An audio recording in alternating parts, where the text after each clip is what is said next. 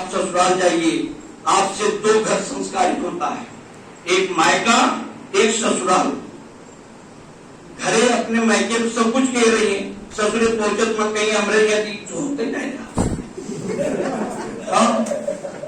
चाहे गांव पिटिया होगी जान ऊपरी पास वहां चाहिए कहीं हमारा अब तो जो है पापा हमारा गैस सिलेंडर लगो है, गैस सिलेंडर 1100 रुपया 1150 रुपया होगा।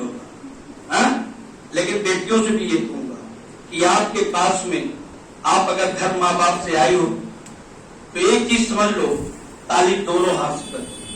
न लड़के खराब होते हैं न लड़कियां खराब होती हैं। आप लोग इक्वल अगर यहाँ पढ़ाई हो रही है, इक्वल माँ बाप ने आप पर विश्वास किया है, दोस्ती यारी इश्क मोहब्बत और शादी विवाह यह सब अपने समय पे हो जाएगा, इसको कोई नहीं रोक पाएगा। जब भाभी होगा तब होगा। लेकिन बेटा जिस उद्देश्य के लिए आए हो, जिस पढ़ाई के लिए आए हो, दोस्ती यारी उसी से करना, उतना ही करना जितनी जरूरत हो। और बेटों से भी कहूंगा बढ़िया दहेज मिलेगा, अच्छी लड़कियां मिलेंगी, मेरा वादा है तुम कुछ करके तो निकालो, लेकिन अपना समय फालतू मत गवाओ। क्योंकि देश के जो वीरों ने पड़ोसी को नहीं देखा, झंडा लेकर के निकले थे देश को आजाद कराने के लिए। सिर्फ उनका मूल उद्देश्य था कि हमारे देश का विकास हो, और हमारे देश का विकास तभी हो सकता है जब हमारे हर युवा के हाथ में रोजगार होगा, हमारे हर युवा के हाथ में पैसा होगा, धन दौलत होगी, तभी हमारे देश का विकास होगा। हर एक व्यक्ति सुखी हो, हर परिवार सुखी हो, तभी सच्ची मोक्ष होती है। आप अपने सब सीकर से कंकड़ पत्थर जोड़ करके आप सब कुछ पैदा कर सकते हैं, और आप पैदा करेंगे। हमारे बीच में एक ऐसी शख्सियत है जिनको हम लोग घनश्याम मास्टर कहते हैं, मास्टर साहब कहते हैं। मास्टर साहब के बारे में बताऊं, ऐसे जीवित व्यक्ति, अब भाई मास्टर हैं तो अब आप जानते रह सकते हैं तो मास्टर हैं, लेकिन ऐसे बड़ी समाजसेवी हैं, लोग पूछते हैं कहाँ के मास्टर हैं, किस इंटर कॉलेज के मास्टर हैं। हम लोग इस समाज सेवा में नंबर 1 के मास्टर हैं, सिर्फ मैं इतना जानता हूं। उनका परिचय सिर्फ यही है, इस समाज सेवी की कहीं जरूरत पड़ती है। इस कोरोना काल में चिलचिलाती हुई धूप में जब 48 डिग्री तापमान था, तो अपनी स्कूटी पे एक गरीबों को, जरूरतमंदों को खाद्यान्न लेकर के एक कहाँ नैनी, कहाँ झूसी, कहाँ फाफा हो जाते थे। ऐसे घंटा मास्टर में चाहूंगा खड़े हो जाए, बच्चे भी आपसे बच्चे हो जाए।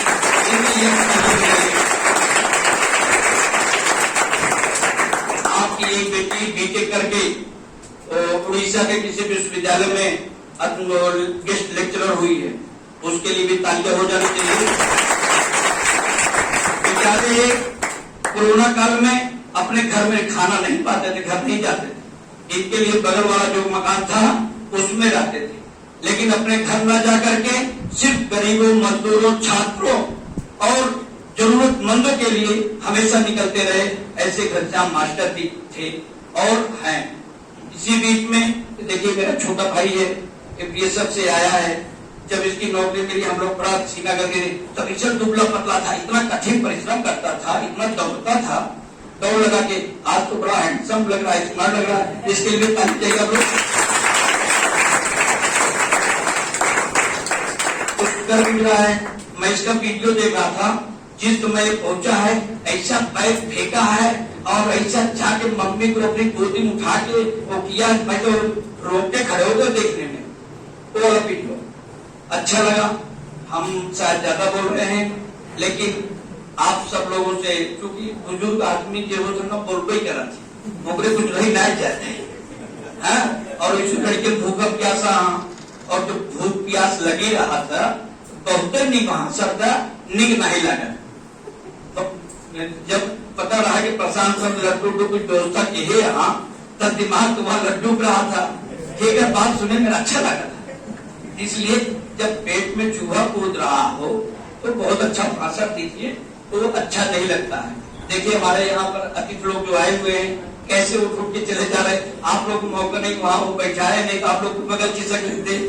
ऐसा होता है जब बढ़िया कोई माइक पा जाता बोलने लगता है हाँ, गाना गावे लगे, 4 जने अपन मोबाइल चलाने लगी, हटेंगे बगल पीछे निकले के चांस ना ही है, ना ही था जगह खाली पड़ी होते, ऐसा होता है। तो हमें चाहेंगे, बेटियों से भी मेरा अनुरोध है, बेटों से भी मेरा अनुरोध है, जिस उद्देश्य के लिए आए हो उस उद्देश्य में अगर सफल होते हो तो सच्चे मायने में इस आजादी महोत्सव का ये एक अच्छा संकेत होगा। और इसी के साथ में आप लोगों को मेरी ढेर सारी शुभकामनाएं हैं, मेरा ढेर सारा प्यार है, ढेर सारा आशीर्वाद है। मैं 3 बेटियों का बाप हूं, 2 बेटों का, 5 बच्चे हैं, इसलिए अपने घर की सारी कहानी, घर घर की कहानी में जानता हूं।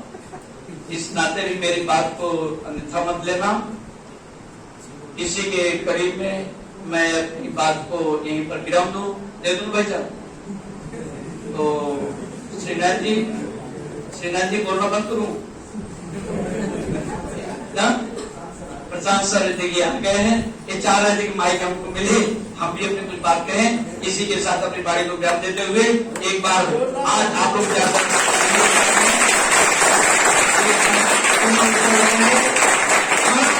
माता की, भारत माता की, भारत माता की, वंदे वंदे वंदे। चंद्रशेखर आजाद, चंद्रशेखर आजाद, भगत सिंह, सुभाष चंद्र बोस। इसी के साथ अपनी बाड़ी को विराम देता हूँ। धन्यवाद।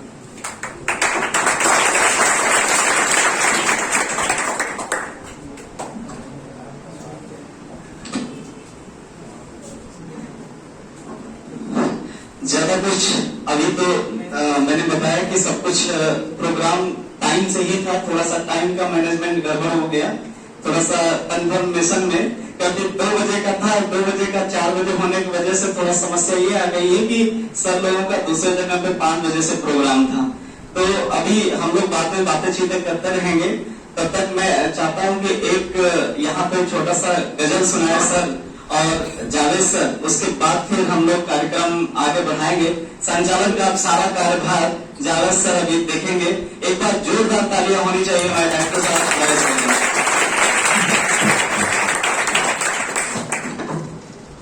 हेलो।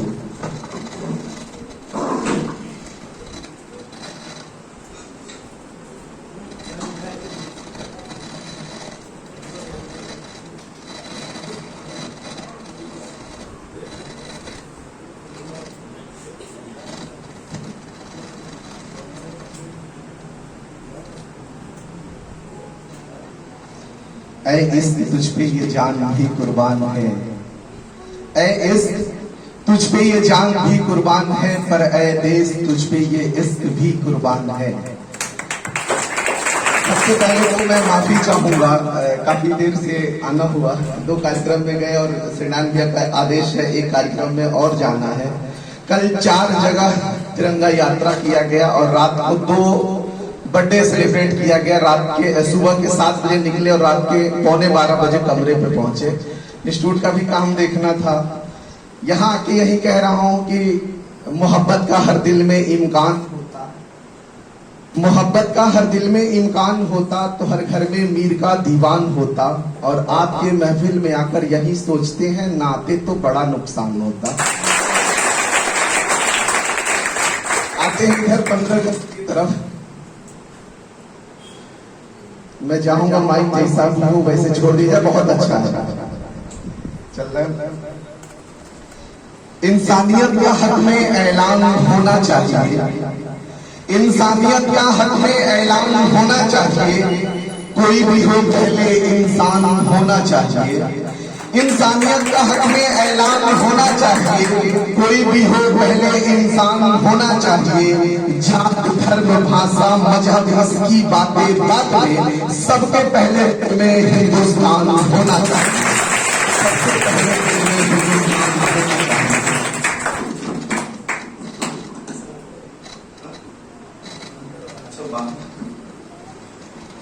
दरअसल ये वाली आदत हमें है नहीं और बहुत अजीब सा लग रहा है।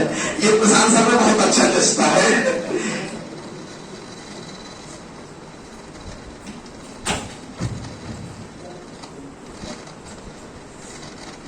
कोई मन के लिए, कोई धन के लिए, कोई मन के लिए, कोई धन के लिए, कोई जीता है और ये तन बदन के लिए, कोई मन के लिए, कोई धन के लिए, कोई जीता है बस तन बदन के लिए। और याद रखती है दुनिया मगर बस उसे, याद रखती है दुनिया मगर बस उसे, जान दे दे जो अपनी वतन के लिए, वतन के लिए। और मेरी सांसों पर तुम्हारा अनगिनत एहसान है।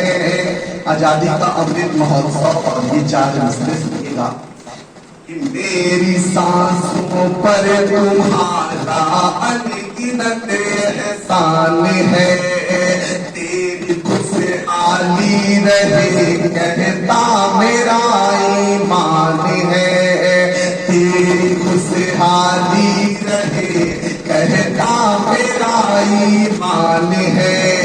और मेरी सांसों में तिरंगे की बुलंदी की दुआ, मेरी सांसों में तिरंगे की बुलंदी की दुआ, मेरे हिंदुस्तान तुझ पे जान भी कुर्बान है, मेरे हिंदुस्तान तुझ पे जान भी कुर्बान है। छोटे भाई का बीएसएफ में सिलेक्शन होना, ये सच में हमारे दिल की सबसे बड़ी ख्वाहिश थी कि हमारा अपना खून, अपना कोई भाई सरहद की सीमाओं की निगहबानी करे। हमारे घराने से कुछ नहीं तो 11 लोग हैं जो आर्मी में हैं। हमारे दादा लगे साथ में थे और महज अभी 2.5-3 साल पहले की मैं बात करूं तो 4 बच्चे हमारे घर से, एक एयरफोर्स में, 2 आर्मी में और एक बीएसएफ में सेलेक्ट हुए। तो ये कहीं ना कहीं दिल को सुकून देता है कि हमारा अपना भाई, हमारा अपना खून जो सरहद की निगहबानी कर रहा है। और यही जो सरहद पे जवान खड़े रहते हैं, हम सुकून से यहाँ खड़े रहते हैं, हम सुकून से सोते हैं, क्योंकि ये रात में 2 बजे चाहे बरसात हो, आंधी हो, तूफान हो, बर्फ पड़े, ये सीना तान के सरहदों पे खड़े रहते हैं।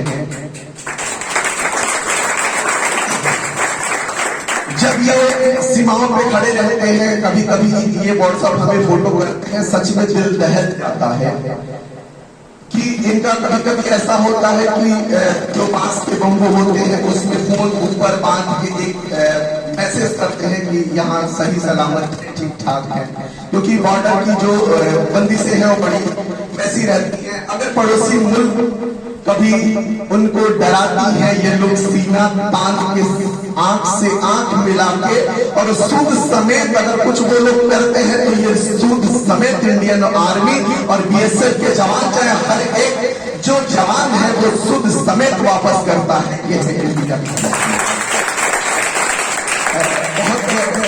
अभी भैया को जाना है और उनको अभी एक जगह और कार्यक्रम में जाना है, तो मैं एक छोटा सा गीत सुनाऊंगा, उसके बाद सम्मान का कार्यक्रम होना है भैया के हाथों। तो ये समझिएगा कि चाहे वो सुप्रीम हो चाहे सुप्रीम के जैसे तमाम जो जवान है सीमा पे खड़े रहते हैं, और अगर पड़ोस से कोई आवाज आती है उस आवाज को दबाते हैं, उस आवाज को चीरते हुए अपनी आवाज को बुलंद करती है और क्या कहते हैं, वक्त के हाकिमों बादशाहों सुनो, वक्त के हाकिमों बादशाहों सुनो, जुल्म की फौज की सरबराहों सुनो, वक्त की बात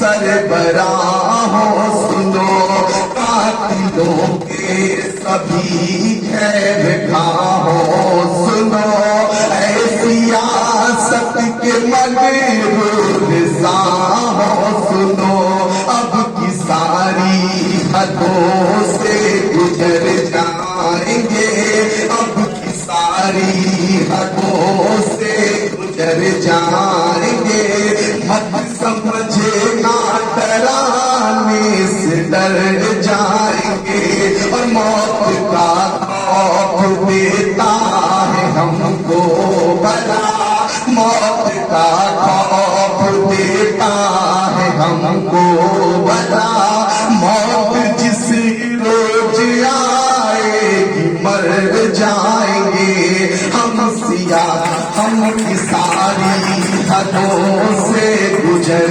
जाएंगे, मौत जिस रोज आएगी मर जाएंगे, खून की बारिशों से डराओ नहीं, खून की बारिशों से डराओ नहीं, तुम हमेशा जिसों से डराओ नहीं, खून की बारिशों से डराओ नहीं, तुम हमेशा जिसे डराओ नहीं, सीने हासिल है गोली चलाओ मगर तुम हमें गोलियों से डराओ नहीं, और ना इधर जाएंगे ना उधर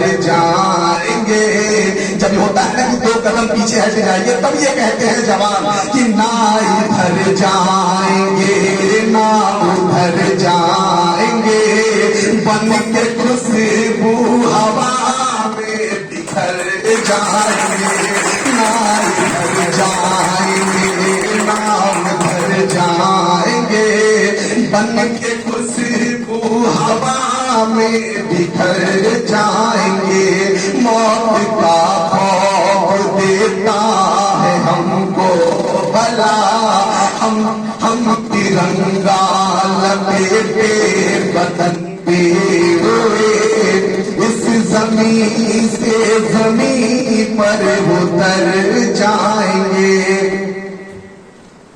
बहुत शुक्रिया। आवाज लड़खड़ा रही है, उसकी यही रीजन है कि कल जोरदार नारा लगाया गया था, श्रीनाथ भैया ने नारा लगाया, और हमें लगता है कि हमने अगर 10 नारा लगाया होगा, श्रीनाथ भैया ने 50 नारा लगाया होगा। कल इनसे बात हो रही थी आज जब हम लोग वहां पे थे श्रीनाथ भैया के कमरे पे, तो हमने पूछा भैया कैसे कर लेते हैं आप, क्योंकि हम तो महीने 1.5 महीने हफ्ते 2 हफ्ते ऐसे मौका आता है, लेकिन आपको तो रोज का यही शेड्यूल है, और कैसे कर लेते हैं, तो कहते हैं बस बाबू हो जाता है। तो ये जो कहते हैं कि बस बाबू हो जाता है, ये बहुत बड़ी ताकत है, इस ताकत को समझिए आप। हम लोग मैं यहाँ पे हमें लगता है कि अनाम सिंह परिवार के लगभग सब लोग हैं, अनाम सिंह परिवार के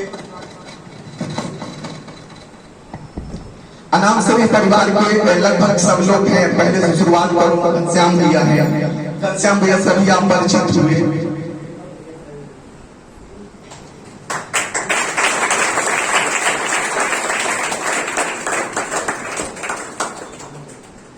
आप घनश्याम भैया हैं, आप रविशंकर भैया हैं, और मैं बताऊं कि आप रवि लेखक भाई हैं।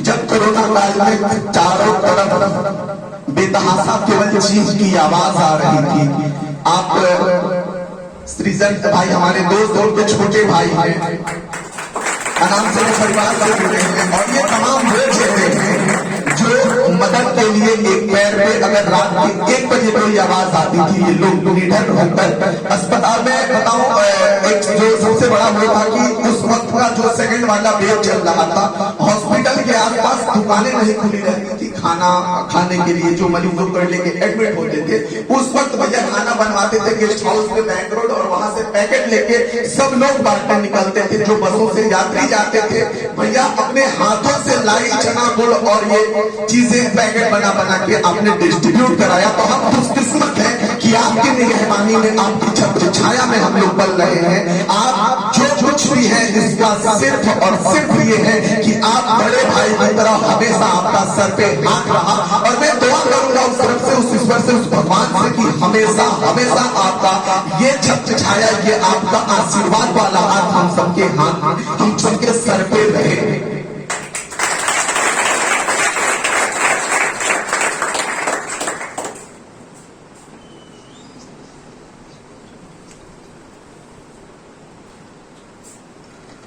यहाँ पे एक और बड़ी शख्सियत है एसडीएम साहब, मैं चाहूंगा एक बार सर के लिए जोरदार तालियां,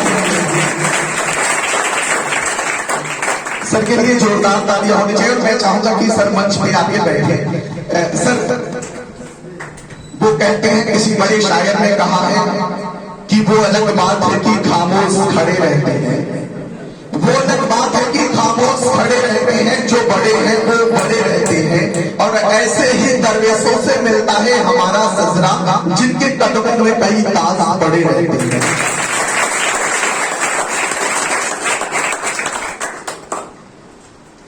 अब सिटांडिया को बुलाने से पहले, क्योंकि सिटांडिया बोलेंगे उसके बाद सुमित का सम्मान होना है, मैं उनके बुलाने से पहले मैं इतना कहूंगा कि आपकी जब तक जहां में जिंदगी बाकी रहे, आपकी जब तक जहां में, इनकी सादगी को देखिएगा और ये चार चीजें सुनिएगा। आपकी जब तक जहां में जिंदगी बाकी रहे, तब तलक सूरज में उसकी रोशनी बाकी रहे, तब तलक सूरज में उसकी रोशनी बाकी रहे। और आपके कदमों तले आ जाए दुनिया तमाम, आपके कदमों तले आ जाए दुनिया तमाम।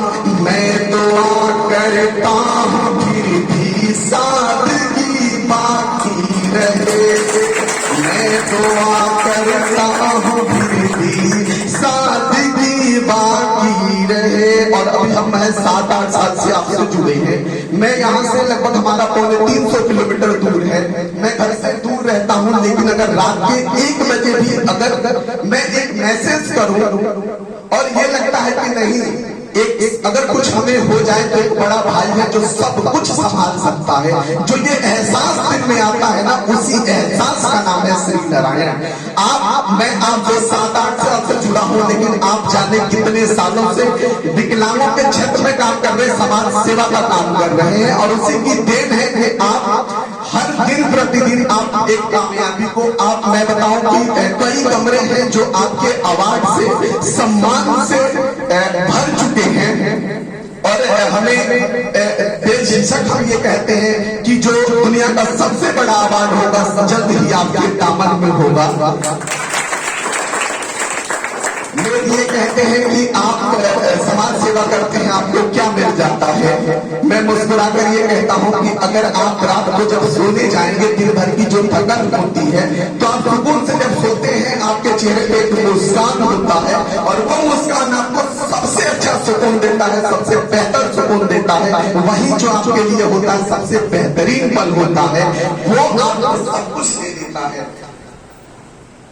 गमों की आग में आंसू उबाल कर देखो, बनेगा रंग किसी पर भी डाल कर देखो, और तुम्हारे दिल की चुभन भी जरूर कम होगी।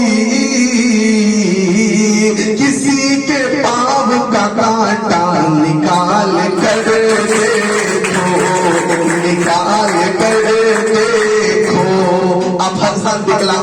शादियां कराते हैं, जाने कितने सालों से करा रहे हैं। आप हर साल विकलांग साथियों को टूर कराते हैं और हमें जब से याद है 4 साल से जा रहे हैं। 44 विकलांगों को लेके हम लोग हरिद्वार ऋषिकेश गए थे, 66 विकलांगों को लेके तिरुपति बालाजी गए थे, हम लोग लगभग 73 से 76 विकलांगों को लेके जगन्नाथपुरी गए थे।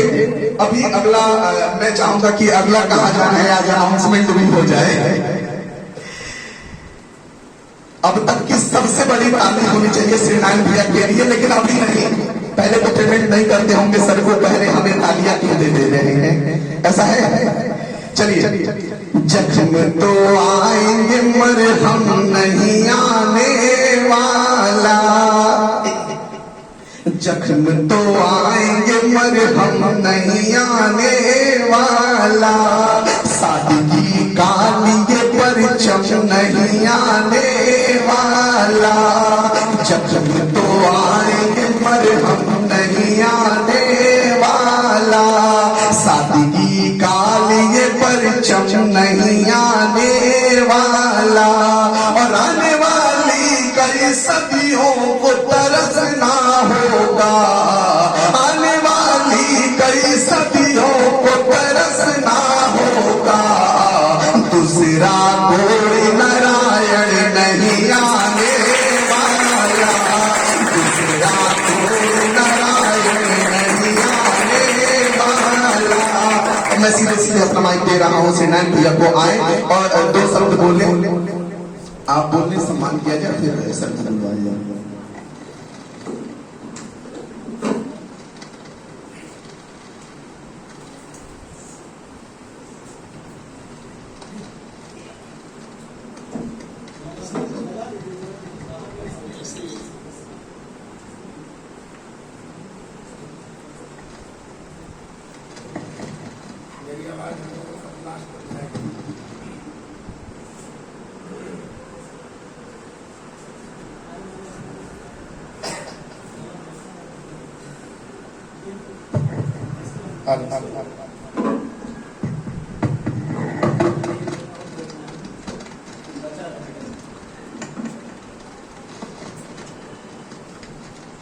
धन्यवाद जावेद भाई, हसन भाई, और जिस कार्यक्रम में रवि भैया बैठे हों और इतने अच्छे चित्र में सुना कि आप भी बनाए हैं और बहुत अच्छा जो है आपने सुनाया। रियल में दिल जो है, मतलब दुआ निकली है कि मैं आपको बतला नहीं सकता। इतना अच्छा गाना बहुत कम लोगों को सुनने को मिलता है, और हम लोग जो कह रहे थे कि कोई आए सुनाए, कोई आए सुनाए। फीचर में ही जो है गुलाब कमल खिलता है, और हीरे जो है हमेशा जो है बहुत अच्छा सुनाया। एक चीज मैं जरूर से आज इस जो 75वां स्वतंत्रता दिवस मना रहे हैं, अमृत महोत्सव मना रहे हैं, इस पे मैं आप लोगों को छोटा सा टिप्स जरूर से देना चाहूंगा। और हमें लग रहा है कि रवि भैया पूरे विस्तार से कि देश को अंग्रेजों ने जब गुलाम बनाया था, वो व्यापार करने आए और फिर से जो है हम लोग के ऊपर कौन कौन से अत्याचार कर रहे थे, और कुछ अपना भी अत्याचार ये बड़ा आप लोगों को बतला चुके हैं, उसको बहुत जानने की जरूरत नहीं। मैं एक चीज आप लोगों को जरूर से बताऊं कि जैसे जब मैं खुद जो है प्रशांत सर को कहा किसी बच्चों से स्टार्ट कराइए, तो फिर से रवि भैया कहे जो है प्रेशर दिए तो आप लोग आए। आप लोग कभी भी जिंदगी में कोई भी मौका है, एक्साइटेड, ये मान के चलिए कि कोई भी आपको मंच पर बुला दिया है बोलने के लिए, आप सबसे बड़े विद्वान है कि नहीं? आप जो बोलेंगे, जितने लोग बैठे रहेंगे, चाहे एसडीएम साहब हो, चाहे डीएम बैठा हो, चाहे जज बैठा हो, दुनिया का जो सबसे बड़ा भी व्यक्ति बैठा होगा, कोई ताकतवर, जो आप बोलेंगे वो उनको सुनना पड़ेगा उस समय जिस समय आप मंच पे होते हैं। और यही एक ऐसा समय होता है जिस समय आप सबसे बड़े आदमी होते हैं, तो वह मौका कभी छूटने नहीं देना चाहिए। और कौन ऐसी चीज आप बोल देंगे कि जो है दूसरे को बुरा लग जाएगा, और कौन ऐसा पेट में सही सीख के आया रहता है कि वो बहुत बड़ा विद्वान होता है वो कभी गलती नहीं किया है, कभी जो है सब शब्दों का अच्छे उच्चारण किया है। अभी जब जावेद परिचय दे रहे थे और रवि भैया ये कह रहे थे तो मास्टर साहब का नाम जिक्र कर रहे थे। आप लोग को जिक्र किए जरूर सुने होंगे। आप हम लोग के मास्टर हैं, आप मास्टर नहीं है, रियल में मास्टर नहीं है। लेकिन जो सामाजिक दायरा है, समाज में कैसे उठना बैठना चाहिए, समाज को कैसे लेके चलना चाहिए, समाज की जब जरूरत होती है तो हमें किस तरीके से सहयोग करना चाहिए, हमें लगता है उसके आप मास्टर हैं तो आप हम लोग के भी मास्टर हैं। और मैं इसलिए आप लोगों को ये मंत्र दे रहा हूँ कि आज के बाद से आप लोग ये विश्वास कीजिएगा, जब भी आप लोगों को यदि मौका मिल जाए और कोई भी बुला दे क्या ये दो शब्द बोलिए, आप सोचिएगा कि आज मैं सबसे बड़ा विद्वान हूँ और ईश्वर सीधे हमारे जो सरस्वती माँ हमारे अंदर विराजमान है और मैं जो बोलूंगा सब मूर्ख आगे बैठ के सुनेंगे और बस अच्छा मेरे कोई दिक्कत नहीं। मेरी बात समझ और आप विश्वास करिए, जो भी कहेंगे हमें तो लगता है नहीं क्या आप बातचीत में कभी गलत कोई शब्द कहे नहीं।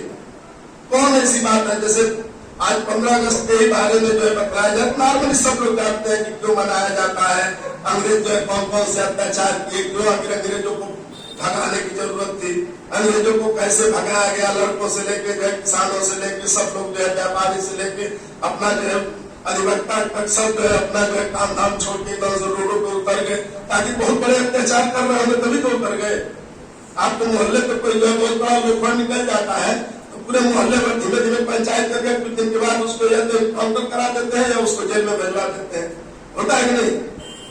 तो ऐसे ही क्या अंग्रेजों का बहुत बड़ा अत्याचार हम लोग के ऊपर जब हुआ तो सब लोगों ने को लगा कि नहीं अब हम लोग को सबको जो है एक होना चाहिए। इस बार बच्चा प्रवाह हम लोग मना के जैसा बताया भैया 76 हम गए तो धूमधाम से मना रहे और जब भी जो है आजकल देखते हैं शादी का जिसका 25 साल होता है, मैं तो कई अब सौभाग्यशाली हूँ जाने का अवसर मिलता है। मैं इलाहाबाद में आया तब देखा कि भैया 25 साल का शादी सालगिरह हो गया तो शादी से अच्छे कार्यक्रम होते हैं। 50 साल का हो गया तो बस करता तो जो नाती पोता तक जो नाते पता चले कि अलग से केक लेके आते हैं।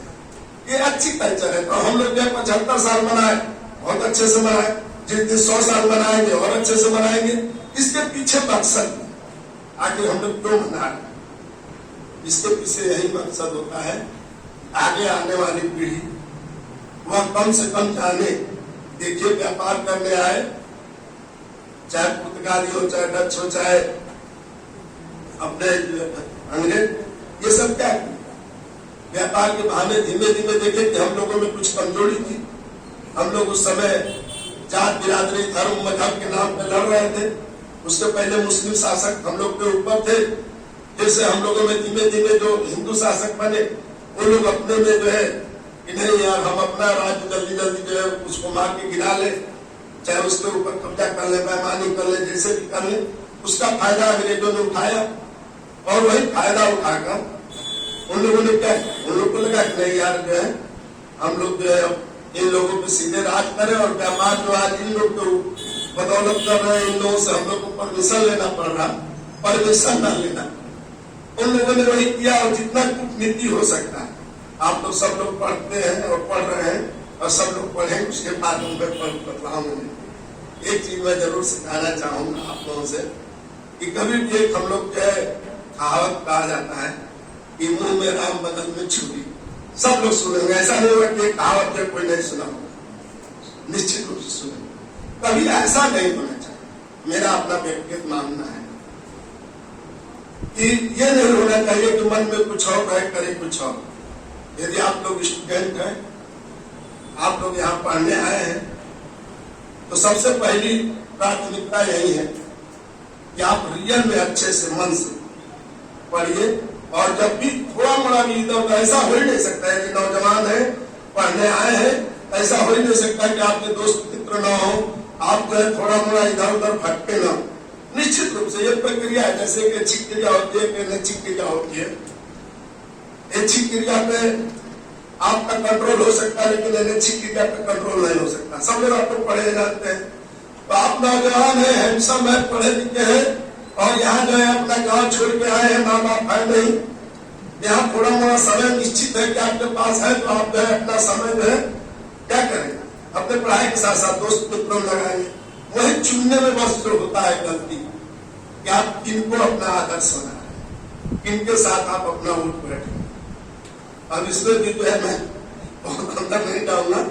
कबीर दास की जो है पक्तियां है और बहुत लोगों की जो है कि मतलब जो है ऐसा कुछ भी नहीं है कि चंदन के पास सांप लिपटे तो जो नाटे उसमें जो है चंदन विषैला हो जाए, चाहे जो संगत का असर पड़ता है वो सब बहुत होगा, लेकिन कोशिश करना चाहिए। ऐसा होता है कि आप जिसके पास जैसे बैठेंगे वह लड़का जिस स्वभाव का होता है ज्यादा करके वही बातें करता है। और चौराहे पे बैठ के कहीं पे कब सड़क करने में यदि 4-5 घंटा आप डेली अपना निकालते हैं तो आप सोच लीजिए कि 6 से 7 साल 8 साल यही समय होता है। हमारी बहनों को हमें लगता है कि 5 साल से ज्यादा माँ बाप नहीं दे पाते। शहर में जैसे गाँव से आपको भेजते हैं तो आपका लक्ष्य 5 साल, हम लोग लड़के को भेजते हैं तो माँ बाप 5 से 8 साल। किसान के बच्चे जो है तो वैसे तो जो पैसे वाले हैं उनका पिकनिक के जैसे दे देते हैं, क्या बेटा जब तक मर्जी करो तब तक रख कोई उनकी, और हमें उनकी तुलना करना भी नहीं। तो आप लोग अपना समय जिसके लिए माँ बाप भेजे हैं सबसे पहला पढ़ाई, और जब भी इधर उधर भटके मैं हमेशा ये मंत्र देता हूँ, हमेशा सबको कहता हूँ कि आपका पैर जब भी इधर उधर डगमगाए, और डगमगाएगा तो निश्चित है कि आपको मालूम चल जाएगा कि नहीं है। अपना आकलन आदमी स्वयं अच्छा से करता है कि हम सही रास्ते पे चल रहे हैं कि गलत रास्ते पे चल रहे हैं। तो जब भी आप थोड़ा मोड़ा भी इधर उधर हो तो आप माँ को याद कीजिए कि जब आप घर से चलते हैं, बच्चे अक्सर करके जो है माँ से ही पैसे मांगते हैं, बच्चियां थोड़ा सा उल्टा करती है, ये लोग पिता के से पैसे मांगते हैं, लेकिन लड़के निश्चित रूप से 100 में 99% मेरा अपना व्यक्तिगत मानना है। मैं तो अभी भी नौकरी करता हूँ, कभी भी जब कोई जरूरत पड़ती है माँ से ही, और स्टूडेंट लाइफ तो छोड़िए, तो लड़के अक्सर करके माँ से ही पैसे मांगते हैं। और सोचिए जो है माँ किस तरीके से कहाँ से अपने जो है साड़ी अच्छा नहीं खरीदेगी। जब तक आप नौकरी नहीं पाएंगे तब तक माँ सोचती है नहीं मेरे बच्चे को पढ़ाना है। अपने सब्जी जो है बाप अच्छे नहीं लाएंगे, अपने जो है कपड़े अच्छे नहीं पहने। यदि किसान है तो सोचिए जो है गेहूं इस समय कितना सस्ता है।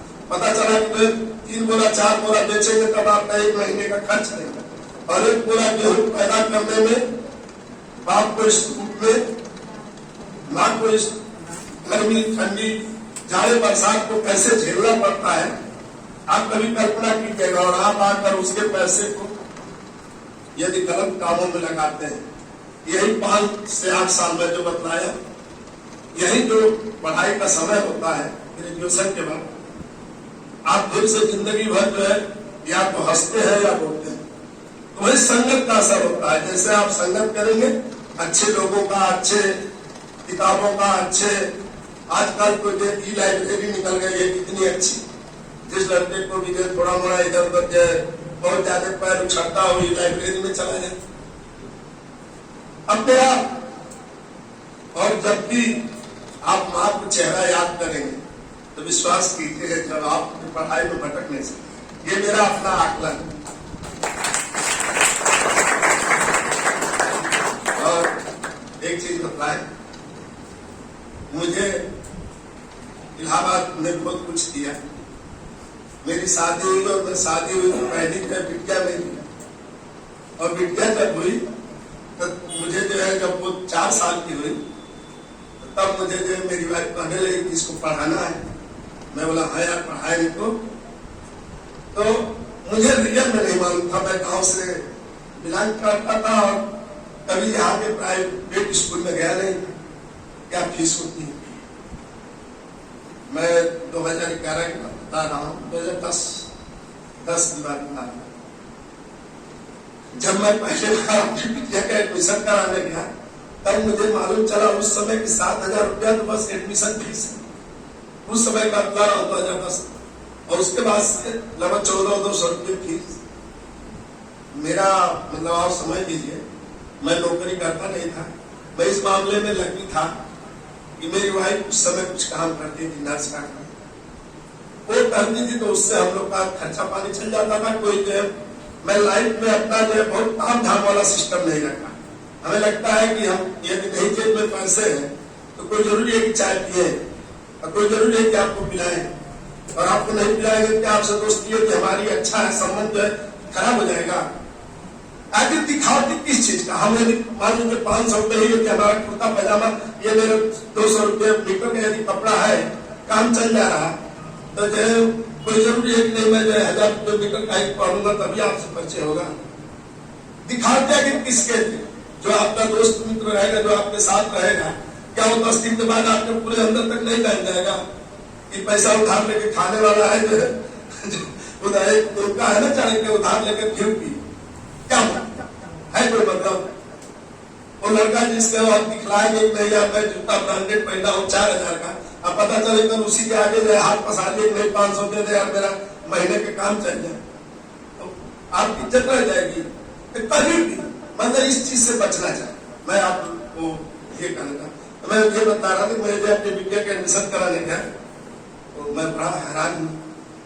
मेरे बाप के पास 7,000 रुपया ये, और फिर से जब मालूम चला कि सारा हर साल जब एडमिशन के समय लगेगा, और उसके बाद से महीने का फीस भी काफी किताब उस समय जो है 2800 रुपये की आ रही थी।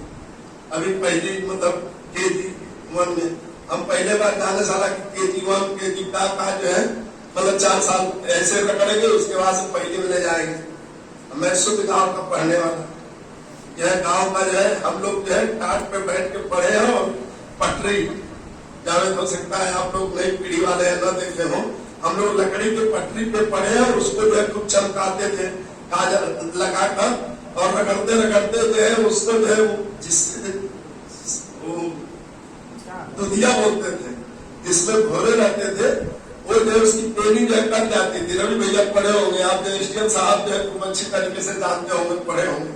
हम लोग जिस स्कूल में पढ़े पेड़ के नीचे पढ़े, उस समय स्कूल भी नहीं होता। आप सोचिए, मैं जो है स्पेशली जो है 6 किलोमीटर पैदल जाता था, आता था, हाथ कपने के बाद विषय, और मेरे बच्चे जो 3 जो 2 लड़के एक लड़की, तीनों यही स्कूल में पढ़ते हैं, तीनों के लिए मुझे गाड़ी लगवाना पड़ा। एक दिन से मैं अपनी बिटिया को हंस के कहा कि बेटा ये लोग किस्मत की बात है कि पहले तुम ही पैदा हो गई और तुम्हारे एडमिशन के समय मेरी आँख खुल गई, और इसलिए खुल गई मुझे लगा साला एकदम बातें अभी एक को तुम जो है तुमको नहीं पढ़ा पाऊंगा तो बहुत बड़ा अन्याय होगा।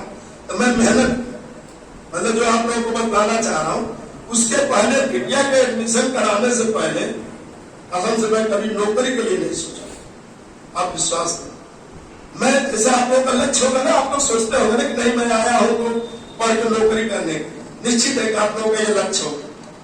सब लोग यहाँ कोई हमारे जैसे नहीं होगा कि जो ये सोचा होगा कि नहीं मैं नौकरी नहीं करूंगा, मैं समाज सेवा करूंगा। अब मैं जब शादी भी किया था तो मैं अपने वाइफ से बात किया था कि देखो यार मैं जैसे हूँ ऐसे ही रहूंगा जिंदगी भर, मैं नौकरी नहीं करूंगा, समाज सेवा नहीं हो सकता है, मैं बहुत बड़ा नाम करूंगा, तब तुमको तसल्ली मिली। उस समय तो हाँ कर ली। बाद में जब बिटिया की एडमिशन कराना हुआ तब वो भी कहने लगी थी यार आप नहीं कमाएंगे, नहीं कुछ करेंगे, फिर से हम लोग का कैसे होगा, बिटिया चाहे बच्चों का परवरिश कैसे होगा, हम कब तक करेंगे। लेकिन ईश्वर की बात मैं बताया, बिटिया के एडमिशन में मेरी आंख खुली और मैं तय किया नहीं मुझे नौकरी करना है। जावेद साक्षी है, उसी 6 महीने 8 महीने पूरा मुझे मास्टर साहब जिनको मैं बता रहा था, ये बैठे मेरे पास, और मैं इनसे कहा कि भैया मेरी बिटिया के एडमिशन कराने गया और ऐसे ऐसे हाल है, मुझे कुछ करना है और मेरे पास अब समय नहीं। ये कहे क्या करेंगे, तो मैं तुरंत जो है कंप्यूटर सेंटर खोलूं। उसी दिन मैं बोला भैया मुझे जो है कुछ नहीं होता है, तो इंटरनेट का उस समय जमाना था, ये हुआ कि इंटरनेट कंप्यूटर लड़के बहुत देखने आते हैं, मैं भी जो है कंप्यूटर का जानता नहीं, लेकिन मुझे 10 कंप्यूटर कहीं से मिल गया था। तो मैं बोला भैया कंप्यूटर खोलते हैं। ये कहे कि कैसे खुलेगा, मैं बोला भैया आप चाहेंगे तो खुल जाएगा, आप यहीं रहने वाले हैं, मेरे पास और कुछ नहीं दिख रहा। तो तुरंत ये क्या किए, एक इनके मित्र थे वीरेंद्र जी, वो अब नहीं रहे इस दुनिया में, उनसे कहे और उन्होंने हम लोग को फ्री जावल 2 रूम जो है कंप्यूटर खोलने बताया। सोचिए ईश्वर कैसे मदद करता है। हम लोग दूसरे दिन ही, जिस दिन मैं बात किया एडमिशन कराया बिटिया का, उसके दूसरे दिन ही कंप्यूटर के लिए सामान ला के गिरा दिए और पढ़ने लगा। 1 हफ्ते के अंदर कंप्यूटर का टेस्ट भर के तैयार हो गया। और ससुर हम कंप्यूटर के बारे में कुछ जानते ही नहीं थे, और जो उन्हें लड़का लाता था लाख उसी में पेन ड्राइव लगा देता था, और क्या होता था कंप्यूटर हमारा गड़बड़ हो जाता था। पता चले कि 1 हफ्ते में हम लोग जो कमाए और खर्च से भी मिला के उसको जो है देना पड़ता था। मैं फिर से भैया कहा भैया इससे तो लग रहा हम लोग को जानकारी नहीं है, इससे काम नहीं चलेगा, कुछ और करना पड़ेगा। तो ये कहे कि भैया जो मदद मैं कर सकता हूँ तो क्या क्या करना चाहते हैं। मैं बोला भैया बिटिया को पढ़ाना है और मुझे अब कुछ कमाना है। तो ये कहे कि जो करिए। मैं कचहरी जाना स्टार्ट किया, सोचिए मैं LLB किया था, कचहरी जाना स्टार्ट किया। उसके बाद से फिर से 3 दिन जो है कचहरी बैठता था, 2 दिन जो है हाई कोर्ट जाता था। हाई कोर्ट पे जाता था तो उसके बाद से वहां जो है कई लोग ऐसे परिचित हो गए थे, तो उन लोगों को केस वोस दिलाता था, तो थोड़े मोड़े जो है मुझे भी दे देते थे। और नहीं तो फिर से मेरा कचहरी में बहुत अच्छा चलने लगा था। और केवल इसलिए चलने लगा था कि मेरा जो सामाजिक सरकार से जो संपर्क जो था समाज में वो बहुत अच्छा था। और सबको मेरे ऊपर बड़ा उम्मीद था कि श्रीनारायण को कोई काम हम लोग दे देंगे, ये काम गलत नहीं करेगा, बहुत अच्छे से करके हमारा दे देगा और कम पैसे ले देगा। आप विश्वास कीजिए, जो 8-10 साल से जिनकी प्रैक्टिस इतनी अच्छे से नहीं चलती थी, मेरी 8-10 दिन में ही प्रैक्टिस उतने लेवल पे आ गई। बस इतने लोग जान गए कि मैं जो है मतलब अब प्रैक्टिस करने लगा और बहुत अच्छा चलता है। तो जो अगल बगल वाले थे ठीक ठाक में है, वो सब कहते थे कि सर लौंडे सब आते हैं, अक्का करते हैं, दिनों भर छुप के लिखते पढ़ते रहते हैं और अपना जो है। और हम लोग के जो चैम्बर बनाए हम लोग एकदम से स्टेडियम जो कचहरी है तहसील सदर, उसी के गेट पे अभी भी हमारा चैम्बर है। तो हम लोग निश्चित है कि कभी ऐसा हो नहीं सकता था कि मैं चैम्बर में जाऊं और 10-5 लड़के हमारे साथ और 2-4 वकील अगल बगल वाले न रहे और लाइन चला हम लोग खूब लाके खाते थे और दिन भर काम होता रहता था। काम का था जो छोटे मोटे काम जो नॉर्मली आपका डेली पड़ता है, जब ये सब उस समय पर चलता था और उसी में हम लोग की ठीक ठाक चलने लगे। लेकिन मैं डेली जाता था, आप विश्वास कीजिए, तो मैं ईश्वर से एक ही चीज बनाता था कि हे भगवान, बहुत दिन तक यदि आप में शक्ति हो तो मुझे बहुत दिन तक यहाँ मत रखिए।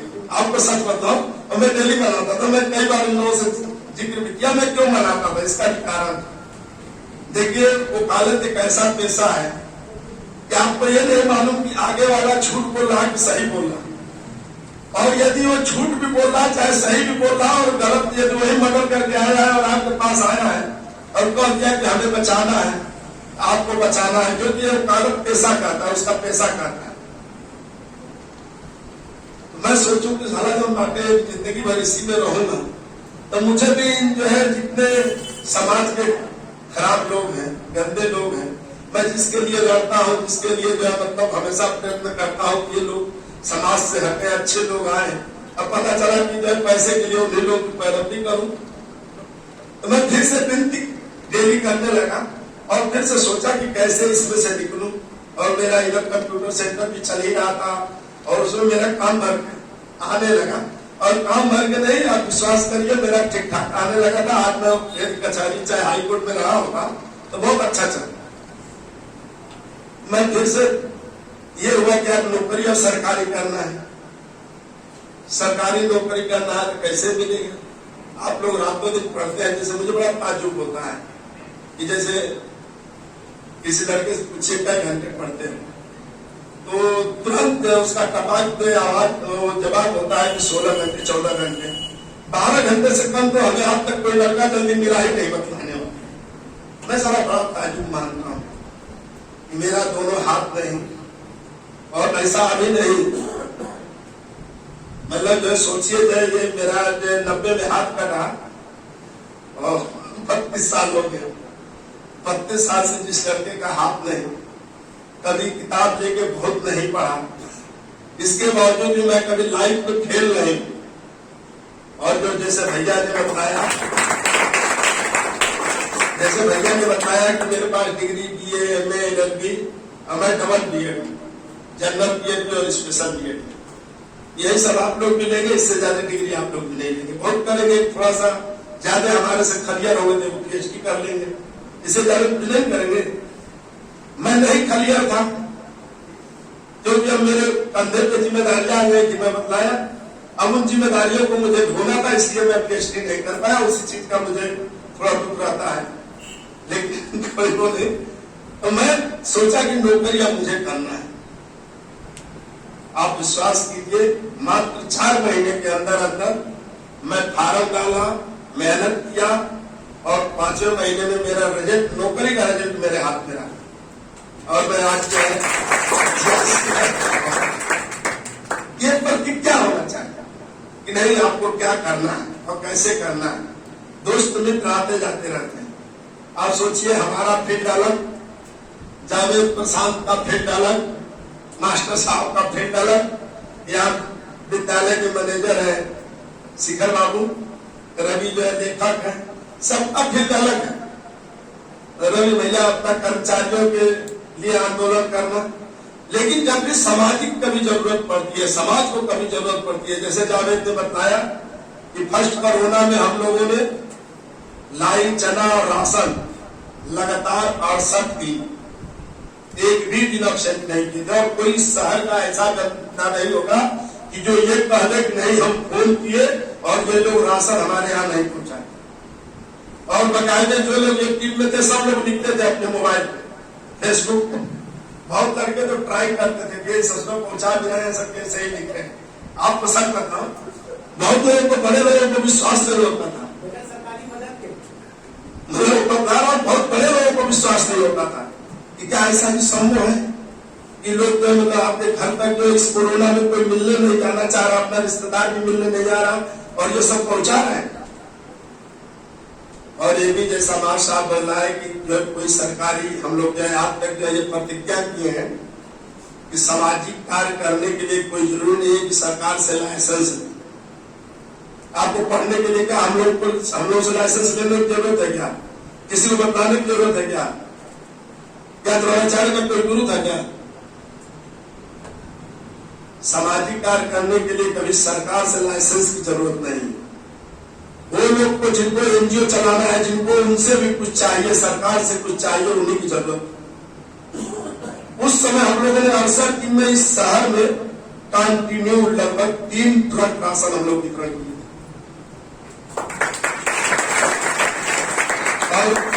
एक चीज बता, जब राशन वितरण कर रहे हैं तो उसी समय जो है दिल्ली, बॉम्बे, कलकत्ता, चारों तरफ से लोग जो है पैदल जा रहे हैं।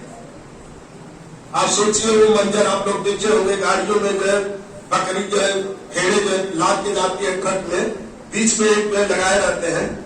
उस तरीके से रियल में लोग भी जो बैठ के जा रहे थे ट्रकों में, क्योंकि उस समय बसें, ट्रेनें जो है रोक दी गई। हर स्टेट अपना जो रोक दिया था, केवल ट्रक को ही लागू किए थे। और उन ट्रकों में हम लोग मंजर देखे हैं, हम लोग मंजर देखे हैं कि जो है किस तरीके से बेचारे जो है, जो बाल्टी होती है पेंट वाली, जिसका बहुत टंगड़ा कितना जो है पतला होता है, हाथ दर्द करने लगता है, महिलाएं बेचारी अपने सर पे लाते हुए, आदमी अपने हाथ में लिए हुए मोटरी साइकिल में रखे हुए, पता चला साइकिल पे बीवी को बैठाया है, बच्चे को आगे बैठाया है, अपने पर दर्द बाल लादे हुए किसी तरीके से लेके जा रहा। वो मंजर, और यही लोग, चाहे जावेद हो, चाहे प्रशांत हो, मैं बताया, रवि दिया, और ऐसे जो अपने टीम के लोग, आप सोचिए कितनी बहादुरी की बात है। और उस समय जो है, जिस समय हम लोग के देवी देवता के जो मंदिर है, जिनको हम लोग पूजते हैं, वो मंदिर का कपाट तक बंद कर दिया गया। उस समय सब शक्तियां दूर हो गई, कोई शक्ति इस धरती पे काम नहीं कर रही थी पूरे विश्व में, चाहे हिंदू हो, चाहे मुस्लिम हो, चाहे सिख हो, चाहे ईसाई हो। शुरू में लगा कि जो है ये जो मजहबी लोग होते हैं, जो वोट की राजनीति करते हैं, उन सबको लगा कि नहीं एक विशेष कौन जो है ये फैला रहा है। आप देखिए जो टीवी वाले कितने हरामखोर हैं, क्यों जो सीधे जैसे लगता था कि एकदम से एक किसी कौम से ही कोरोना निकाल रहे हैं, लेकिन धीमे धीमे फिर से सब जो है क्लियर हुआ। और ये जो देश के ऊपर पूरे विश्व में जो आफत आई थी, हम लोग नहीं जो है देश को स्वतंत्र कराने में जो है अपना योगदान दे पाए, क्योंकि उस समय नहीं थे। लेकिन जब मौका आया तो उस समय हम लोगों ने भी अपने आप को शहीद करके ही समझ लीजिए कि कोरोना में साथ। दूसरा जब कोरोना आया तो उसमें जो है यही लोग भोजन बना के, जिस समय पैसे रहने के बावजूद भी, आप वो मंजर याद कीजिए कि पैसे रहने के बावजूद भी आपको जो है दुकानों पर कोई सामान नहीं मिलता था। रोगी के साथ यदि कोई रहता था तो बेचारा उसके रिश्तेदार तक मिलने नहीं जाते थे रोगी, अपना अंदर है, पता चले उससे आप जो है 4 दिन मिल नहीं पा रहे हैं और आपको बाहर जो है दुकानें जो है खुली नहीं है, सब बंद करा देते थे। क्योंकि प्रशासन के लोग आए तो कोई अधिकारी आता था, नेता आता था, वहां चाय की दुकान भी खोलने नहीं देते थे। जो बड़े बड़े हॉस्पिटल थे, पैसे रहने के बावजूद भी आपको चाय नहीं मिलती थी, आपको रोटी नहीं मिलती। उस समय ये बच्चे जो है भोजन पहुंचाने का काम कर रहे हैं। हमारे नजर में कभी कभी मुझे लगता है, रियल बता रहा हूं, ईश्वर से बड़ा स्थान इन्हीं लोग का है, क्योंकि जो ईश्वर नहीं कर पाए, आप विश्वास करें। मैं तो कभी कभी कहता हूँ, बहुत लोग कहते हैं कि अरे यार तुम ऐसे ही के ईश्वर से क्या बड़ा कौन हो सकता। मैं कहता हूँ यार तुम बताओ, तुम्हारा ईश्वर अल्लाह यदि बड़ा रहता तो उस सारे दरवाजे क्यों बंद होता, कौन जरूरत। और सोचिए तो जान को बाजी लगाकर किए लड़के हमारे साथ तो ये लोग सब लोग लगे थे और उनको एक भी को कोरोना नहीं होगा। यदि इनमें शक्ति नहीं रही होती, पॉजिटिव शक्ति नहीं हो रही होती, क्या कोई कर पाता है। और सब आज लोग सलामत है, सब लोग ठीक ठाक है। चाहे सामूहिक शादी वाला कार्यक्रम करते हैं, जैसे सांसद भी कई साल से जाते हैं, हम लोग 300 से ऊपर शादियां, 350 से ऊपर, कभी 51, कभी 21। आप कल्पना कीजिए, कभी एक लड़की की आपके घर में शादी पड़ती है, पूरा खानदान, रिश्तेदार, मतलब फूफा से लेके मौसा से लेके मामी तक सब जो नाटक परेशान, और तभी भी कुछ नहीं तो कुछ कमी रही है। इन लड़कों से आप पूछ लीजिए, ये लोग जो है हंसते, जैसे इन लोग को लगता नहीं यार कि हमने 21 लड़कियों की शादी, 51 लड़कियों की शादी करा दी, कितनी बड़ी बात है। और इसी समाज, यही समाज के लोग, समाज आपका आकलन करता है। आप कहेंगे नहीं मैं बहुत बड़ा जो 3 माह खा हूं, जैसे आप कहते हैं ना टपाक देख नहीं, हम 14 घंटे 16 घंटे पढ़ते हैं, कहने से कोई मतलब नहीं, रिजल्ट आपका बतलाता है, ऑटोमेटिक रिजल्ट बता देगा कि आप कितने घंटे पढ़ते हैं। इसी तरीके से समाज आपका आकलन करता है कि आप अच्छा काम कर रहे हैं, खराब काम कर रहे हैं। यदि आप अच्छा काम करते हैं, समाज निश्चित रूप से आपके साथ वैसे ही खड़ा रहता है और ये कोशिश करना चाहिए। जैसे बताया ना कि हम लोग भले देश को स्वतंत्र कराने में न रहे, क्योंकि उस समय हम लोग पैदा नहीं हुए थे, नहीं जान पाए, लेकिन जब जब देश के ऊपर हमें लगता है कि हम लोग को जो है जरूरत आई कुर्बानी देने की, तब तक हम लोग खड़े रहे। हमें लगता है कि इससे बड़ी खुशी की बात हम लोग के लिए और कुछ नहीं हो सकती। और आप लोगों से भी यही अनुरोध है, पढ़ लिख के जिस दिन आप लोग चाहेंगे, विश्वास करिए, हमें लगता है कि जब मेरे जैसे आदमी, एक चीज और आप लोगों को बता दूं, ये भ्रम में कभी मत पड़िएगा कि विकलांगों को नौकरी इसलिए मिल जाती है, विकलांग रहता है उसका आरक्षण रहता है, उसकी मेरिट कम हो। आप लोगों को लगता होगा कि हम लोग की मेरिट कम है। अब आप लोग उठा के देखिएगा, पीसीएस का कोई रिजल्ट निकले, चाहे आईएएस का रिजल्ट निकले, चाहे नॉर्मली कोई रिजल्ट निकलता है, आप देखिएगा आर्थो की हम लोग की जो मेरिट होती है जनरल से भी हाइट होती है, मतलब उनसे ऊपर होती है। जनरल की मेरिट 204 आई है तो आर्थो की मेरिट निश्चित है कि 212, 216 से ऊपर होती है। ये कभी आप अपने दिमाग में मत गलत फहमी पाइएगा कि नहीं जो इन लोग को जो है नौकरी में जो आरक्षण है। और वो एक जमाना था 95 से पहले, 90 से पहले, लेकिन हम लोगों में एक चीज है कि विकलांग जो साथी हो जाता है वो जानता है कि यार अब हमें समाज में यदि रहना है तो, क्योंकि उसको जो ही विकलांग हुआ तो सबसे पहला यदि कोई धक्का लगता है या ठोकर लगता है या सीखने को मिलता है तो अपने परिवार से मिलता है, ठीक। तो उसकी आंखें तुरंत खुल जाती, अरे बाप रे बाप, जिसके ऊपर बड़ा घमंड है, जिसके साथ जिंदगी भर रहना है, उनका मतलब व्यवहार शायद जो है और लोगों का क्या है। जो ही जब आंखें जब खुलती है तो आदमी तो एक तरीके से सोचता है, एक तो थोड़ा सा हमारे जैसे उजंड होता है तो सोचता है कि ना भले हाथ कट गया क्या हुआ, लेकिन हमें जो पढ़ लिख के कुछ जो है समाज में अपना स्थान बनाना है, तब इन लोग को दिखलाना है, तब समझाना है ना हाथ नहीं, लेकिन फिर भी हम बहुत कुछ कर सकते हैं। एक पहले के जमाने में होता है कि जाए ससुर गरियाई ला, हम सुन के पटा दे, भगवान ने ऐसा कर दिया, फिर क्या कर। अब आपको चुनना है कि आपको किधर जाना है, कि टाइट होके हाथ में हाथ डाल के, जैसे जावेद बता रहे थे कि जब उधर से फायरिंग होती है, इधर से भी हमारे जो सैनिक भाई हैं वो जो है आंखों में आंख डाल के फायरिंग के जवाब, एक के जवाब दो देते हैं। और सौभाग्यशाली मैं भी हूँ, मेरा भी भाई मिलिट्री में, हम लोग प्रिय भाई हैं और वो मेरे से पहले से नौकरी में है। तो जावेद का भाई तो बड़े शरीफ है, ये शुरू से जो हम लोग के साथ पढ़ता था तो मैं जावेद से कहता था कि जावेद निश्चित रूप से आज नहीं तो कल ये आप लोगों से पहले नौकरी पाएगा और ये बहुत आगे जाएगा। तो जावेद हमेशा हंसते रहते थे लेकिन वो हुआ भी, सच हुआ। पूछे जो है ये पहले नौकरी पाया।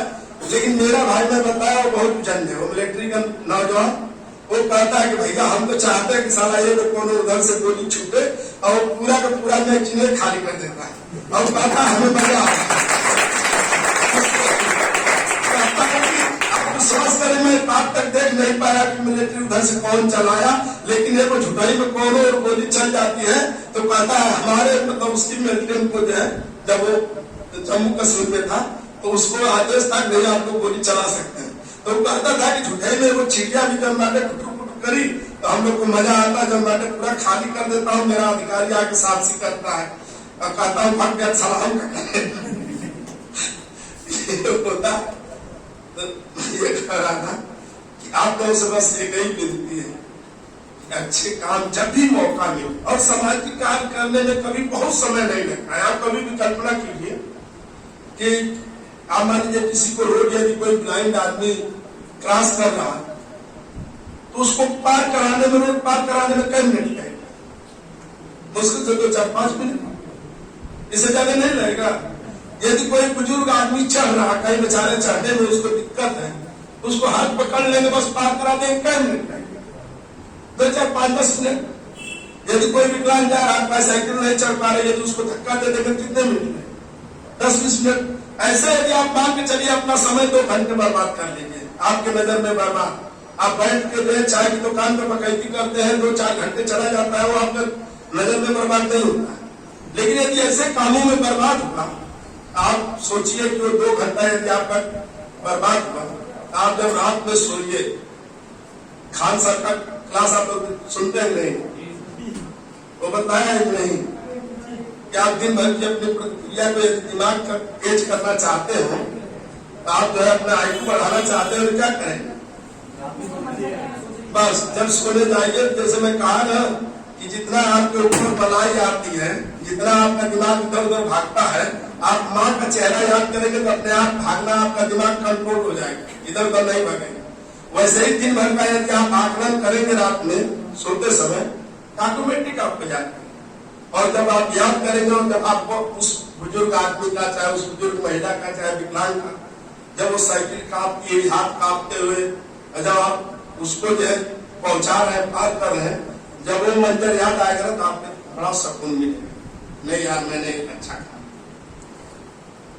और आप यदि ज्यादा लंठाई करेंगे, आपको लगता होगा नहीं बहुत बड़े बलशाली है, हमारे इतना किसी का व्यवहार नहीं, हमारे साथ 50 लड़के हैं, आप ऐसे भिड़ते रहिएगा, किसी दिन आपको 50 की जगह 60 मिल जाएगा, अपने आप सब नशा दूर हो जाएगा। इस धरती पे कोई ये कह नहीं सकता कि मेरे से बड़ा कोई नहीं, किसी भी फील्ड में, लेकिन आपको चुनना पड़ेगा कि आप कौन सा फील्ड चुन रहे हैं, किसमें आपको सुकून मिले।